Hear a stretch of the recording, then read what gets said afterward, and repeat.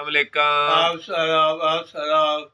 ये मेरे अल्लाह जी, ये मेरे अल्लाह जी जो बुला है यार, अनु काम ठीक होगा। आमीन। यार अनु कुड़ियाँ बीबियाँ बच्चे भी ना बड़े भी अब्बा अब्बू दा यार अनु काम ठीक होगा। आमीन। यार सल्ली अल्लाह दी पी अल्लाह ला इलाहा इल्लल्लाह ला इलाहा इल्लल्लाह मुहम्मद रसूलुल्लाह। यार है मेरी दुआ यार एनु यार काम ठीक होगा। यार एनु जी चाचे मम्मी जी ठीक होगा।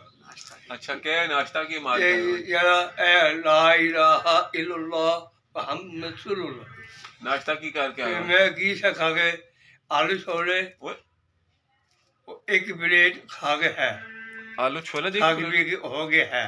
खा के पी के एक कप चाह। अच्छा और चाह पी के 9 हो गए। अच्छा 9 हो गए मैं से आ 9 हो गए तो इतने आ गए। ठीक है क्या क्या खादा आलू छोले आज रात लाला मुसा है। आज रात लाला मुसा शाह आलू छोले आलू छोले एक कप चाह। अच्छा तो रोज़ा ये मेरा रोला को नहीं है। ओला रोज़ा क्यों नहीं है ये क्या काम है रोज़ा नहीं रखना होता ना मेरा मैं नहीं भागे रोला। अच्छा हाँ रोज़ा नहीं रखना होता मैं नहीं भागे। अच्छा तबीयत नहीं सही रहती ए बस कुड़ियाँ कुड़ियाँ बीबियाँ हाँ ए भागे है रोज़ा रख देना हाँ मुड़े भी रोला भागे। हाँ आहो नहीं अच्छा और ते अपने ब्याह ते की खिलाना मेरा कभी शुरू हो के